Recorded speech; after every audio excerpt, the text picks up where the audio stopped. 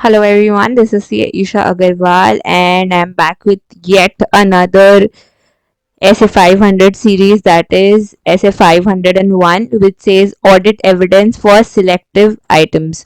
So basically in this essay you'll learn about the audit evidences, audit procedures, audit program, audit strategy, everything to be performed for three specific items, which are basically inventory, litigations and claims, and segment reporting. So litigations and claims and segment reporting basically deals with your notes to accounts, whereas inventory is a balance sheet item. तो आपको इस ऐसे में सीखने मिलेगा कि inventory के लिए आपको क्या क्या ऑडिट प्रोसीजर करने चाहिए, कैसे कैसे रिजल्ट्स ऑब्टेन करने चाहिए, क्या क्या असर्शंस चेक करने चाहिए. Same with pending litigations and claims and same with segment reporting. So देखो तीनों का नाम is very clear. Inventory, you know, is the stock that the company holds. Litigation and claim is basically the legal cases that are ongoing with the company. And lastly, segment reporting is if किसी company का कोई segment है, that is उसका कोई diversified product range है या फिर उसके पास diversified geographical locations है, तो उसको segment reporting बोलते हैं. बड़ा ऐसे है नहीं, बहुत बड़ा ऐसे नहीं है. Maximum like you will need 10, 15, 20 minutes maximum to revise this essay. Scoring ऐसे है, हाँ स्कोरिंग ऐसे. हार्ड है नहीं, हार्ड नहीं है. इजी ऐसे पॉइंटर्स में है, फटाफट हो जाएगा. एंड इन्वेंट्री थोड़ा सा बड़ा है, but inventory is all common sense, तो हो जाएगा. And this essay will help you a lot in your articleship also. So if you are learning here inventory में क्या क्या procedures use करना है, this essay quite relates with the practical world. तो आपको inventory में generally अपने articleship में यही सब procedures फिर से experience करने को मिलेंगे. So let's start essay 501. So objectives हम पहले समझते हैं हर ऐसे का. As I say in every video, objective is very important so that you know while reading the essay कि वो ऐसे आप क्यों पढ़ रहे हैं. ओके अगर आपको ऑब्जेक्टिव नहीं पता है तो फिर आप ऐसे से ब्लाइंडली पढ़ेंगे कि क्या हो रहा है, क्यों हो रहा है, कैसे हो रहा है, but you want ever understand कि ये सब हम क्यों पढ़ रहे हैं. इन्वेंट्री क्यों पढ़ूं, इन्वेंट्री के ऑडिट प्रोसीजर्स क्यों पढ़ूं, क्या चेक करूं इन्वेंट्री में, एग्जिस्टेंस एंड कंडीशन चेक करो इन्वेंट्री की. कोई भी असेट होता है, सबसे पहला point we take is existence. मैं बोलूंगी कल को मेरे पास 10 लाख की मशीनरी है, आप बोलोगे कैसे मैम, कैसे machinery. I'll have to prove it either physically, I'll prove either by the papers, I'll prove either by the agreement, I'll prove somehow I'll have to prove the existence of that machinery. वरना तो कोई believe नहीं करेगा. ऐसे तो मैं बोल दूं कि मेरे 100 करोड़ का महल है, बोलने की तो कंपनी कुछ भी बोल सकती है, बट असेट का सबसे biggest evidence is its existence. Next is क्योंकि इन्वेंट्री का condition is very important for its valuation, तो इट इज सेड कि इन्वेंट्री की कंडीशन चेक करो.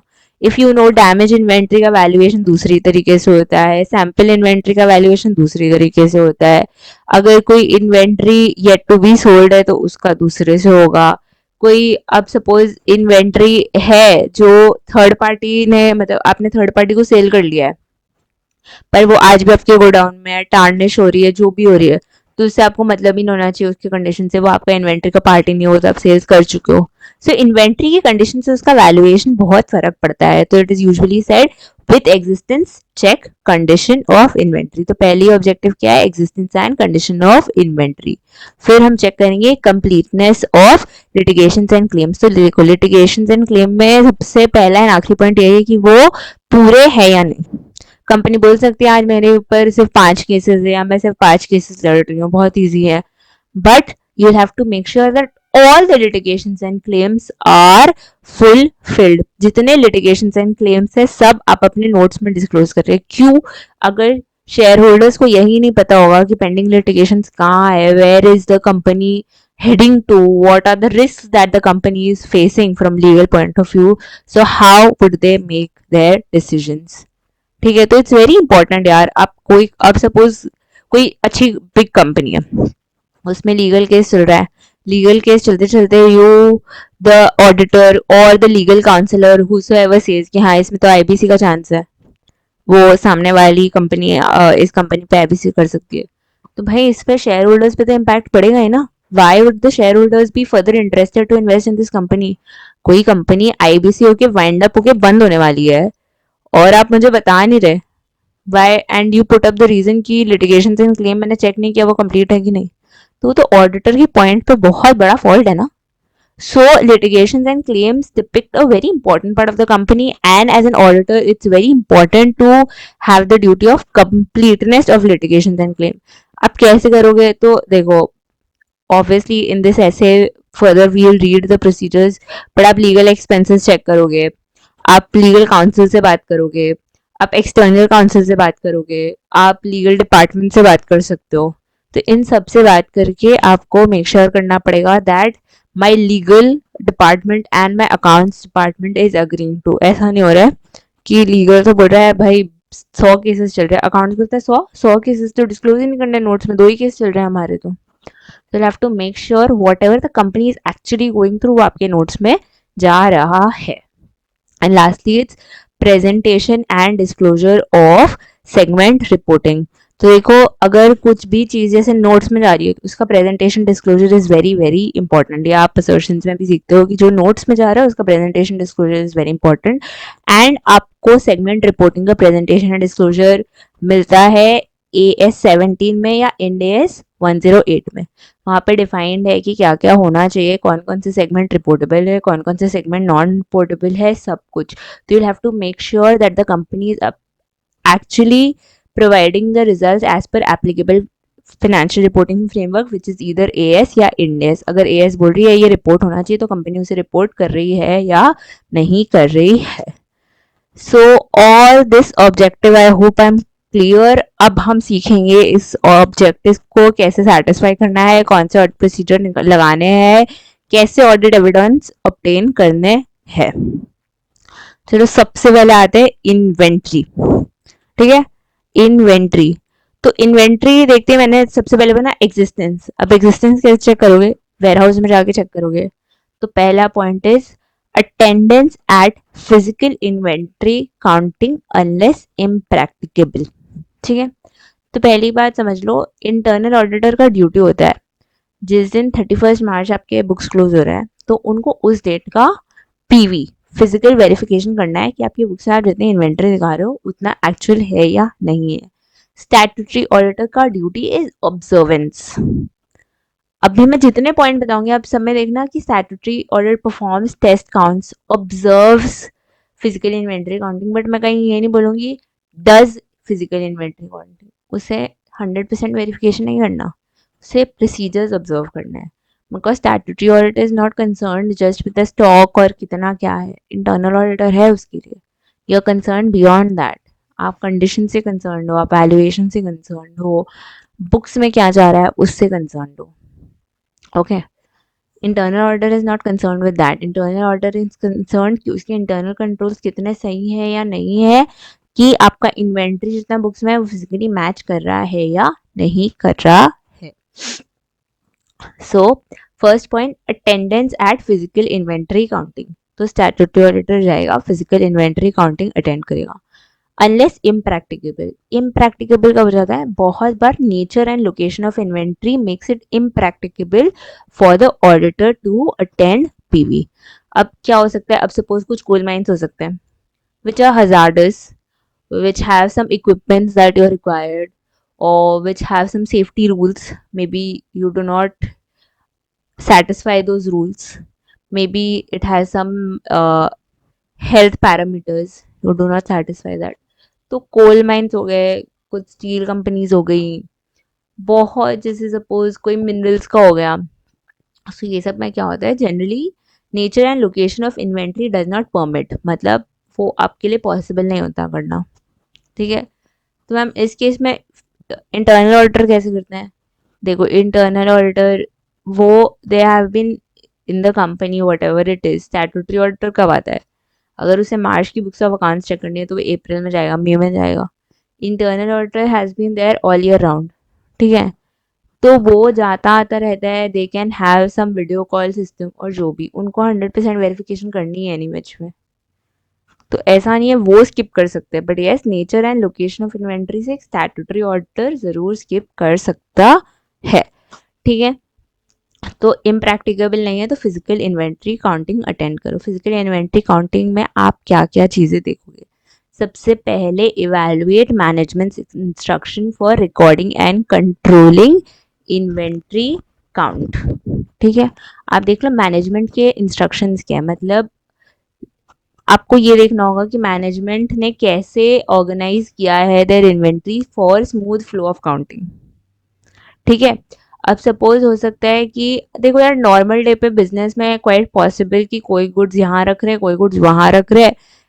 मंथली में भी सबका गो डाउन या सबका warehouse that is restocked and rearranged जो भी है आपका, but every day on every basis you can't expect that.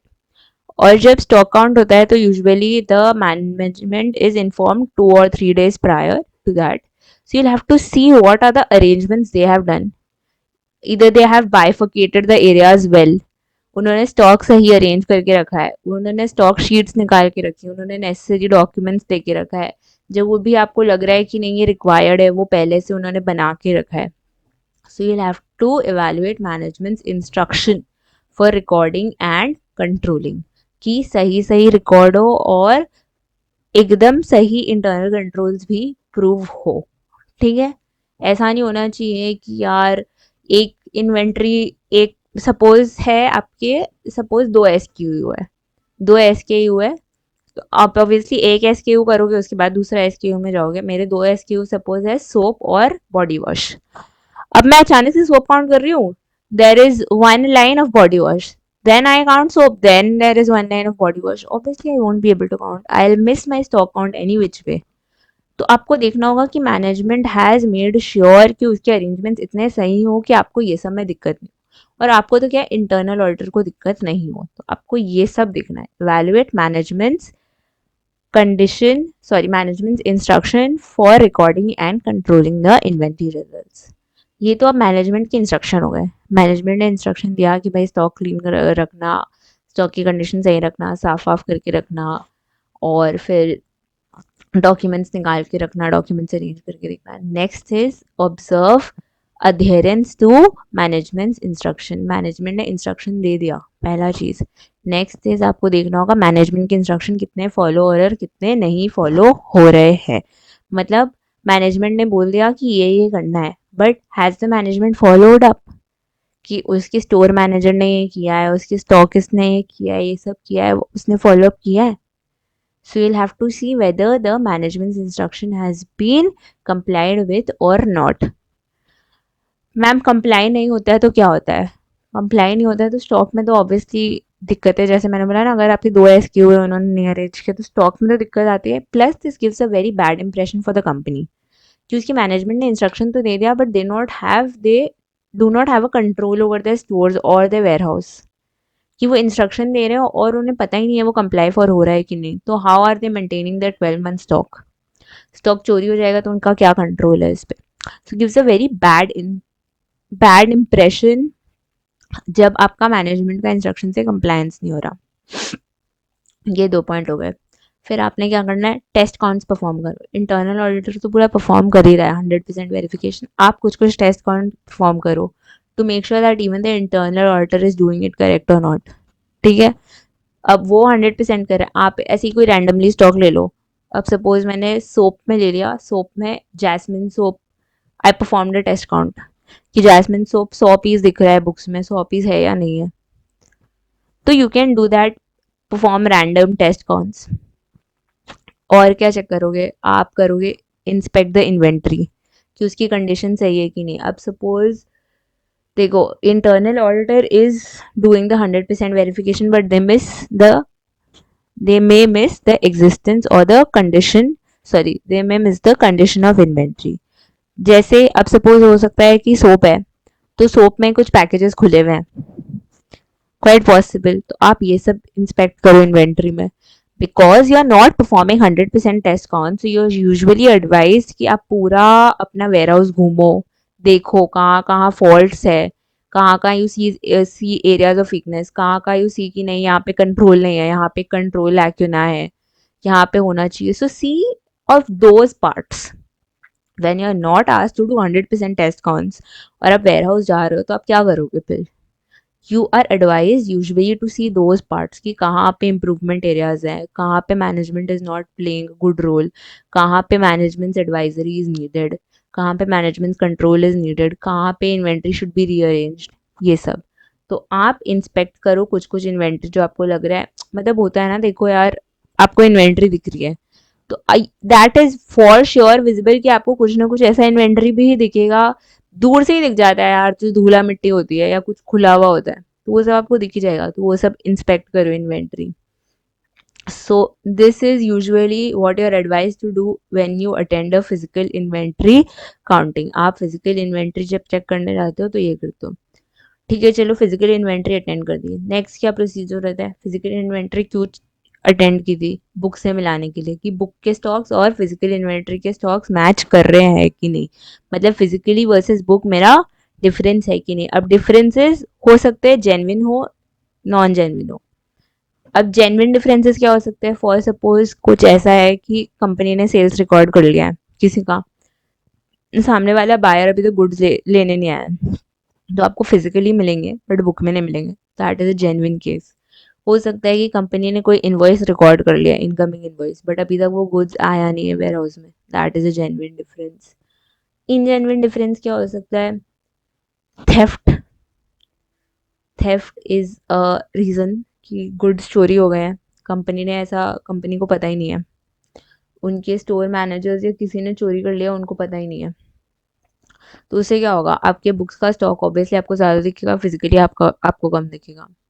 That is one thing. अब कुछ हो सकता है कि कंपनी ने कुछ शायद सैम्पल टी साइड की होगी, सैम्पल साइड किए होंगे कि चलो ये सैम्पल सोप है, मैं इसको अपने जो इनकमिंग कस्टमर्स हैं उनको दूंगा. तो when you perform the count of that samples, आपको लगता है बहुत सारे कम है, you actually find out that the store managers have taken some home. तो these are the difference reasons that you may find out. तो आपको रीजन फॉर डिफरेंसेस भी मैनेजमेंट से पूछना पड़ेगा. अब ये तो दो चीज़ होगी. और क्या बोलते हैं, जब आप इन्वेंट्री चेक करते हो तो आपको क्या क्या चेक करना चाहिए? आपको नेचर ऑफ इन्वेंट्री चेक करनी चाहिए. नेचर क्या है, रिस्क क्या इन्वॉल्व है.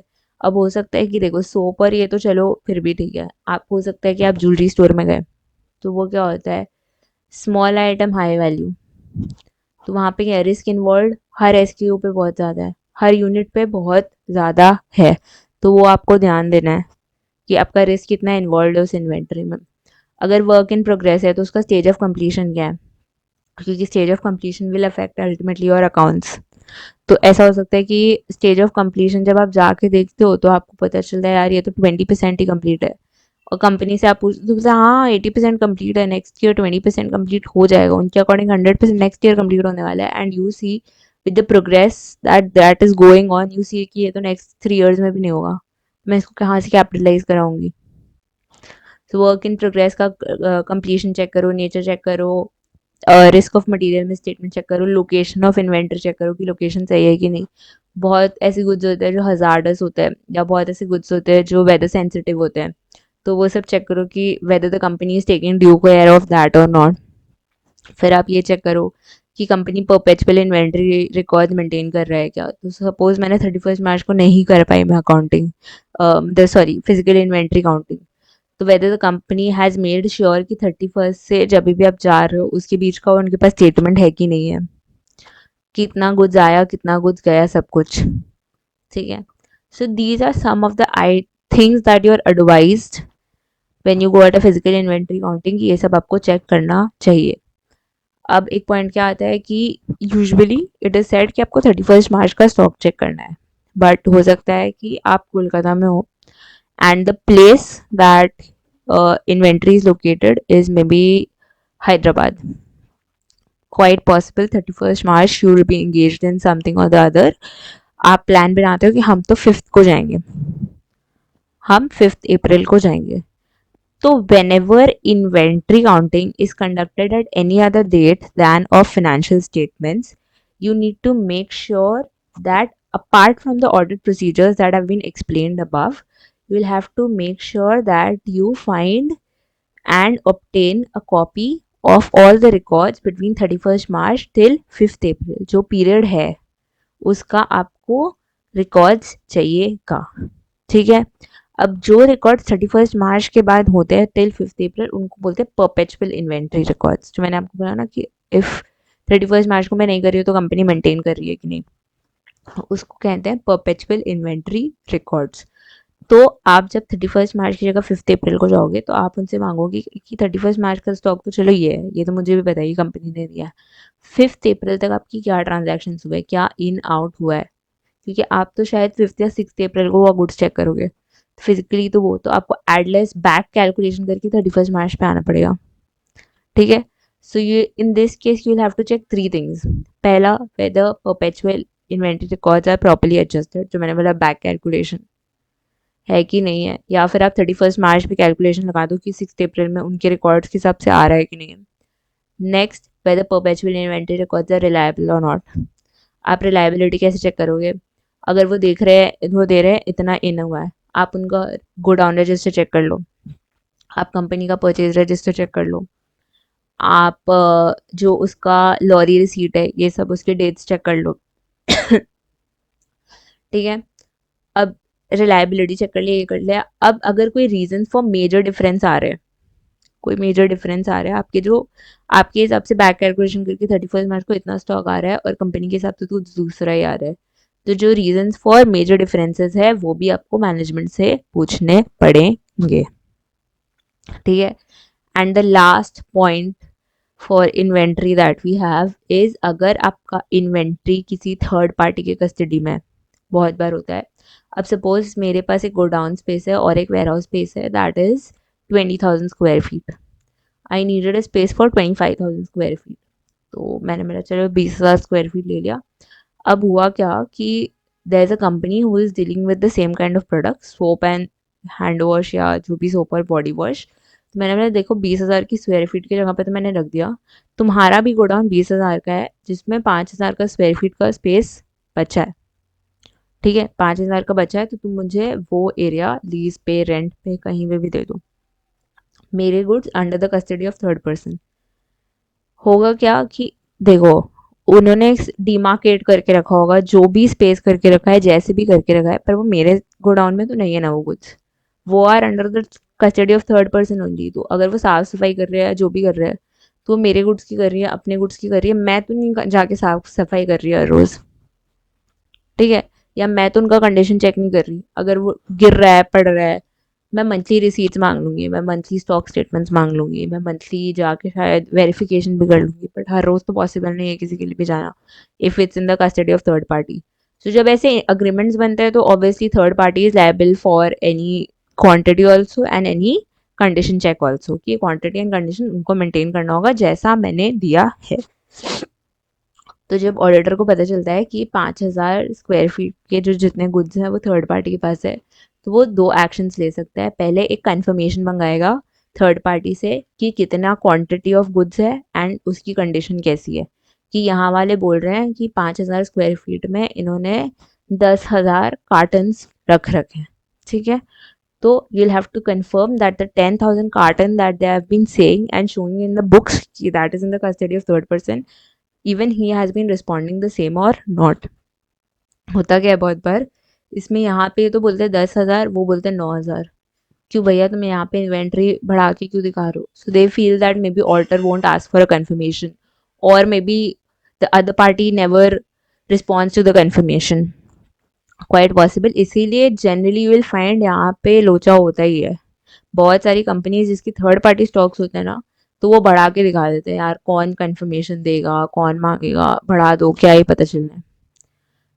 Always and always make sure that you have a confirmation and that is responded. ये नेक्स्ट आपने कंडीशन और क्वांटिटी पूछी, नेक्स्ट आप इंस्पेक्शन भी कर सकते हो। आप में भी रैंडम राउंड पे चले गए किसी दिन, या आपने उनको बता दिया लास्ट डे कि आप इंस्पेक्ट करने आ रहे हो, तो आप खुद भी जाके इंस्पेक्ट कर सकते हो। आपको काउंट करने किसने बोला, पर आप इंस्पेक्ट तो कर ही सकते हो। Apart from that you can hire another auditor, कि चलो भैया एक ऑडिटर हायर कर दिया 2 दिन के लिए, 3 दिन के लिए, वो काउंट करके आ गया, तो आपको वहां पे श्योरिटी हो गई। या फिर उनका ऑडिटर तो काउंट करेगा ही, उनका ऑडिटर जब उनका इंटरनल ऑडिटर, वो तो जो उनका पूरा स्पेस है वो तो 15,000 स्क्वायर फीट भी काउंट करेगा, 5,000 स्क्वायर फीट भी काउंट करेगा, तो आप उसकी रिपोर्ट पे रिलाई कर सकते हो। So these are the options when your inventory is under the custody of third party. अब ये सब तो हो गए ऊपर कि आपका ऐसा ऐसा ऑडिट प्रोसीजर है।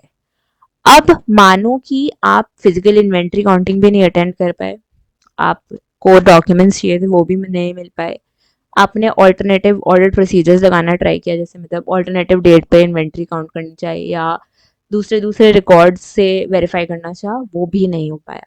जब everything is not possible then auditor can give a modified opinion.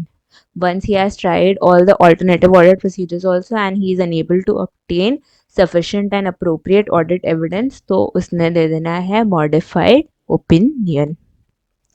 ठीक है, so this was inventory. अब नेक्स्ट आ रहा है litigations and claim. Litigation and claim का बहुत जनरल आइडिया है। देखो, लिटिगेशन एंड क्लेम आपको 3 जगह से ही पता चलेगा। सबसे पहले लीगल एक्सपेंस अकाउंट से, जो भी आपकी लीगल एक्सपेंस अकाउंट में आपके खर्चे जा रहे होंगे ऑब्वियसली। अब सपोज मेरे 10 केस चल रहे हैं, तो ऑब्वियसली 10 केस के यार एडवोकेट है, कोर्ट के एक्सपेंसेस है, स्टैम्प पेपर एक्सपेंसेस सभी है, तो आप लीगल एक्सपेंस अकाउंट की जब स्क्रूटनी करोगे तो आपको पता चल जाएगा। और क्या कर सकते हो आप मीटिंग्स की मिनट्स ले सकते हो, जो भी जितने TCWG एंड लीगल काउंसिल के बीच में मीटिंग्स हो रही है उसकी मिनट्स ले लो, तो उससे भी आपको आइडिया लग जाएगा कौन कौन सी केसेस चल रहे हैं कि उन्होंने मीटिंग्स में क्या डिस्कस की। ऑब्वियसली मिनट्स में आपको पता चलेगा ना, वो नो सपोज मीटिंग में उन्होंने बात की कि इस केस का इतना प्रोग्रेस हुआ या ये केस यहाँ तक पहुंचा, तो आपको उससे भी एक आइडिया लगता है कि आपके मीटिंग के मिनट से कि आपका कितना लीगल एक्सपेंसेस है, sorry legal cases ongoing है। And lastly you can inquire of management and in house legal counsel, आपने उनसे बातचीत कर ली कि कितना केस होना चाहिए। क्योंकि होता क्या है, देखो even in inquiries you will find information that's contradictory. So management बोल रहा है हमारे पे 15 केसेस ऑन गोइंग है, जब आप लीगल काउंसिल पे जाते हो तो बोलते हैं नहीं 25 केसेस है। तो इंक्वायरी से भी you can get a lot of information. ठीक है, तो inquiry is also very good powerful tool, but inquiry के साथ ऑब्वियसली सपोर्टिंग ऑडिट एविडेंस होना चाहिए। But inquiry is a good tool. Maybe with the contradictory information, at least you will get more of the information. Legal expense तो मैंने बोला है कि अब केसेस चल रहे तो उसके खर्चे कहाँ डालोगे, कहीं ना कहीं तो डालोगे, तो उसको लीगल एक्सपेंसेस में, अरे यार सपोज मिसलेनियस एक्सपेंसेस में डाल दिया, फिर भी ऑडिटर को तो ये तो पता चलेगा ना मिसलेनियस एक्सपेंसेस, चलो हम मैंने रिक्लासिफाई करके लीगल एक्सपेंसेस में करा दिया, पर है तो लीगल एक्सपेंसेस ये, तो उससे पता चलेगा। और minutes of meeting are also a very powerful source of evidence, कि उससे पता चलेगा कि हाँ कहाँ कहाँ कौन कौन सा केस है, whether even after inquiry if you have miss some case पर वो मीटिंग में डिस्कस हुआ, तो you can ask the progress, you can ask when it will be closed, you what is the outcome of that case. ठीक है, so these are the order procedures that you can follow for litigation and claim. अब ये external अगर कहीं council है, suppose company का इन house legal council नहीं है, उन्होंने किसी को हायर करके रखा है एक्सटर्नल लीगल काउंसिल को, तो आप उससे क्या करोगे, तो उससे जनरली क्या करते हैं, send him a letter of inquiry. जब आप कम्युनिकेट करते हो उससे, तो send him a letter of general inquiry asking him to communicate with the auditor directly. ठीक है, तो आप मैनेजमेंट को बोलोगे कि आप एक लेटर भेज दो अपने एक्सटर्नल लीगल काउंसिल को, letter of normal general inquiry, जिससे वो ऑडिटर से डायरेक्टली कम्युनिकेट करे, क्योंकि एक्सटर्नल पार्टी है, आपको ऑडिटर को डायरेक्टली अलाउड नहीं है कि ऑडिटर जाके in the company's name he can ask any question related to legal things of the company. So वो मैनेजमेंट को बोलेगा कि आप लिख दो कि वो हमसे डायरेक्टली कम्युनिकेट करते। ठीक है, अब बहुत बार होता है कि due to some professional ethics, some confidentiality principles, the external legal counsel refuses to do so. External legal counsel refuses, हो सकता है लीगल एंड प्रोफेशनल बॉडी है, उनकी भी कुछ कंस्ट्रेंट्स है, कुछ प्रोहिबिशंस है, कुछ कॉन्फिडेंशियलिटी थिंग्स है, तो वो नहीं करते हैं। तो उसमें क्या होता है ना कि auditor can send him a letter of specific inquiry also. Specific inquiry में क्या होगा कि जितने list of litigation and claim उसको मिले हैं वो अटैच कर दे, फिर वो उसके साथ अटैच कर दे अगर मैनेजमेंट का कोई आउटकम है, एक्सपेक्टेशन आउटकम है, कि फॉर सपोज मेरा केस चल रहा है अगेंस्ट MN कंपनी। ठीक है, मैनेजमेंट बोलता है इसका आउटकम यही है कि केस हम ही जीतेंगे, एंड इससे हमारा जो अभी तक हमने क्रिएट नहीं करके रखा है कंटिजेंट एसेट, बट इससे हमारा एटलीस्ट 6 लाख का इनकम होगा। So that is managements expected outcome. तो आप क्या कर सकते हो, लेटर ऑफ स्पेसिफिक इंक्वायरी में आपने एक केस ऐड किया, केस के पन्ने ऐड किए, उसके पीछे आपने ऐड किया मैनेजमेंट का आउटकम है, and you ask the external legal counsel to only confirm कि आप बता दो ये ऑनगोइंग केस है या नहीं है, एंड मैनेजमेंट का आउटकम सही है या नहीं है। ठीक है, नहीं है तब आप अपने रिमार्क्स प्रोवाइड कर दो। इससे क्या हो रहा है, उनका कॉन्फिडेंशियलिटी प्रिंसिपल ब्रीच नहीं हो रहा है। मतलब आप only related to that company बात कर रहे हो। लेटर ऑफ जेन्युइन इंक्वायरी में क्या समझेंगे वो कि यार ये तो मुझसे दूसरे भी कंपनीज के क्वेश्चन पूछ सकता है, दूसरा भी कुछ पूछ सकता है।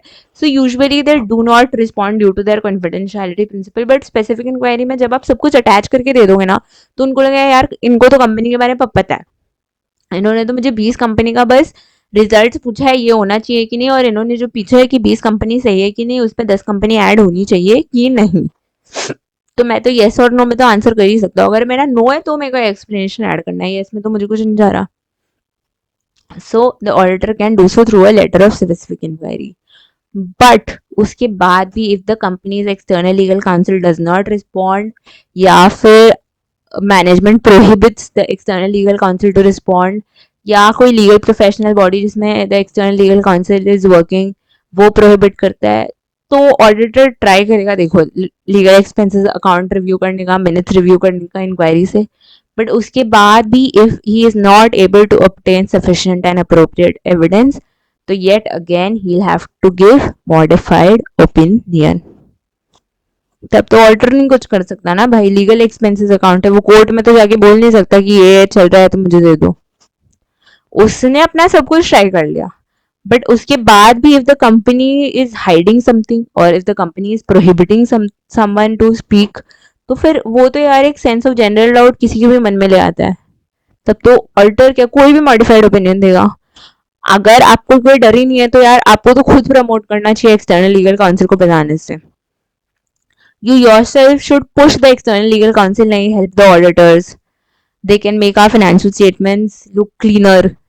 It will help us disclose more information to the shareholders. But अगर यार आप में है ही कि नहीं ऐसा नहीं ऐसा, मतलब आपको खुद ही लग रहा है कि कोई फ्रॉड है, तब तो आप मना ही करोगे, एंड फिर तो वो तो ऑडिटर और क्या कर सकता है उसमें, जब आप कोई वे नहीं छोड़ोगे उसके पास तो वो तो मॉडिफाइड ओपिनियन ही देगा। अब last we have segment reporting, the easiest thing. तो सेगमेंट रिपोर्टिंग मैंने बोला था, सेगमेंट रिपोर्टिंग बेसिकली होता है कि जिस भी कंपनी के जोग्राफिकल सेगमेंट्स होते हैं या डाइवर्सिफाइड प्रोडक्ट रेंज होते हैं उसके वो सेगमेंट रिपोर्टिंग करते हैं। मतलब सपोज जैसे हो गया तुम्हारा अब सोप है, बॉडी वॉश है, suppose I have face wash also. So these are diversified products, these are one each segment. मैं इसको स्किन केयर नहीं मानूंगी, समझ लो ये मेरे एक एक सेगमेंट है। ठीक है, these run under different segments. या best example of segment reporting what I feel is ITC. They work in diversified segment, FMCG में भी काम करते हैं, स्टेशनरी में भी काम करते हैं, टोबैको में भी काम करते हैं, must have other segments too. तो वो सब हो गया आपका सेगमेंट रिपोर्टिंग। उनकी जोग्राफिकल लोकेशंस भी है, फैक्ट्रीज भी है, डाइवर्सिफाइड जगह भी है, आपका फॉरेन लोकेशंस भी है। So that is your segment reporting. तो उस काइंड ऑफ कंपनी को सेगमेंट रिपोर्ट करना पड़ता है, मतलब उनका। अब आप उसकी जब आईटीसी की balance sheet and financial statement देखोगे तो उसमें लिखा रहता है what did each segment earn, कि एफएमसीजी से हमने कितना कमाया इस साल, टोबैको से हमने कितना कमाया इस साल, स्टेशनरी से हमने कितना कमाया इस साल, अदर वेंचर से हमने कितना कमाया इस साल, सब कुछ लिखा रहता है। ठीक है, बिकॉज सेगमेंट रिपोर्टिंग से shareholder gets the information कि which segment is running good, which segment is running bad. Even the company gets an outlook कि क्या सेगमेंट चल रहा है, क्या सेगमेंट नहीं चल रहा है, which segment needs to be close, which segment needs to be continued with, सब पता चल जाता है।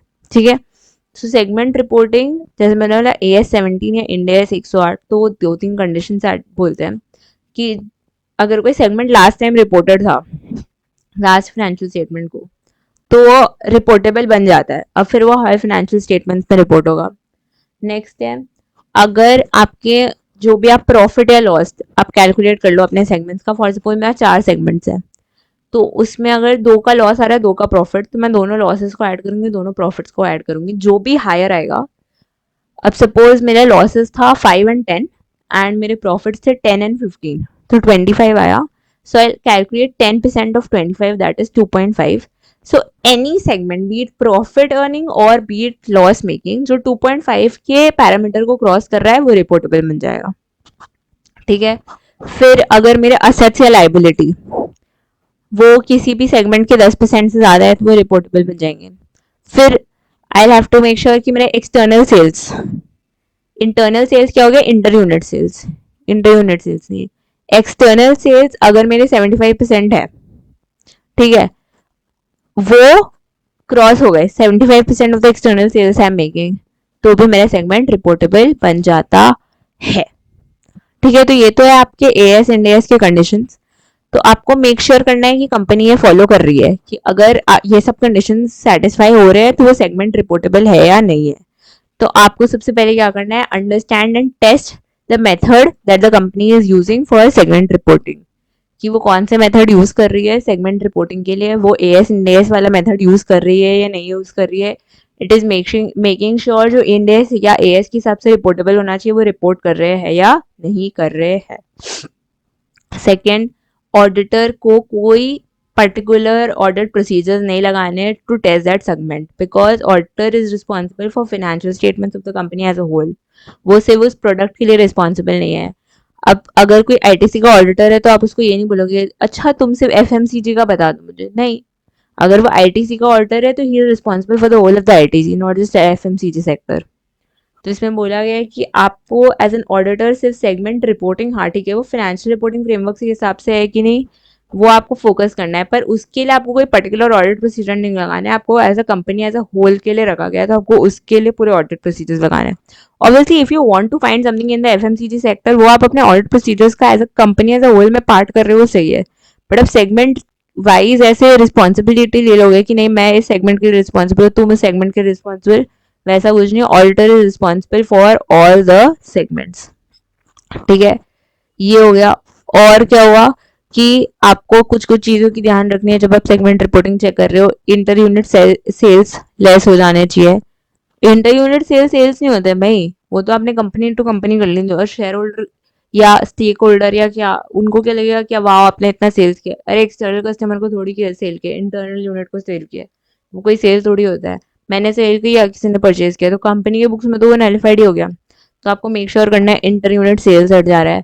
असेट जो है वो प्रॉपर्ली एलोकेट हो जा रहे हैं. जो हेड ऑफिस के है जो सब यूज कर रहे हैं वो हेड ऑफिस में आ रहे हैं. जो ब्रांचेस के है वो ब्रांचेस में जा रहे हैं. जो प्रोडक्ट्स के है प्रोडक्ट्स में जा रहे हैं. आपको मेक श्योर करना है आप बजटेड और ये एक्चुअल चेक कर रहे हो कि एक्चुअल कितना कितना आपने सेगमेंट में बनाया था, एक्चुअल आपने कितना कितना बनाया और बजट आपने कितना कितना सोचा था, तो वो चेक कर रहे हो. प्लस आप चेक कर रहे हो कि जो भी की रेशियोज है, एनालिटिकल प्रोसीजर्स, ये सब उससे आप चेक कर सकते हो कि कितना कितना लास्ट टाइम था, कितना कितना इस बार है, कितना कितना आपने एक्सपेक्ट किया था. फॉर सपोज मैंने एक्सपेक्ट किया था कि major my in case of ITC I expect कि 60% of my profit is through tobacco. ठीक है, this was my percentage for last year. So this year with a 10% growth I expected कि 66% will by my contribution profit. तो इस बार आपने देखा कि 50% है, 50% है. So obviously there needs to be any reason, तो आपको वो रीजन देखना होगा. हो सकता है कि ऐसा कि उन्होंने इंटर यूनिट सेल्स शायद किसी सेगमेंट से हटाया नहीं हो, तब आपको ऐसा लग रहा है कि नहीं प्रॉफिट, जब आप प्रॉफिट बाय सेल्स का कर रहे हो तो आपको लग रहा है कि यार इसका तो सेल्स गिरा हुआ है, अब दूसरे का सेल्स नहीं गिरा हुआ है, दूसरे का वो नहीं हुआ हुआ है, आपकी इंटर यूनिट एडजस्टमेंट्स नहीं हुए हुए. तो that could be a reason. तो इसीलिए कहा जाता है कि एनालिटिकल प्रोसीजर्स परफॉर्म करो, उससे भी आपको एक समझ में आएगा कि सेगमेंट रिपोर्टिंग सही हो रही है कि नहीं. बिकॉज बजटेड से हो सकता है वास्ट डिफरेंस है, बट प्रायर पीरियड से बहुत ज्यादा तो डिफरेंस नहीं होगा. जो कंपनी का मेजर कंट्रीब्यूशन टोबैको है वो तो वही रहेगा. अचानक से एक साल में अचानक से FMCG won't run this much कि वो टोबैको को नीचे ले आएगा पूरा. So these are things that you make sure in segment reporting. So thank you. This was SA 501 from my side. I hope I could make you understand. छोटा ऐसे है, if you felt that I elongated it too much, तो आप इसको 1.5x पे देख सकते हो just before your exams. And I hope we tried to interact as practically as possible I could explain you this essay, because मैंने बोला ना this essay kind of touches the practical aspect. आपको articleship में काम आएगा ये essay. So thank you, and I hope I could make you understand this. And yeah, thank you.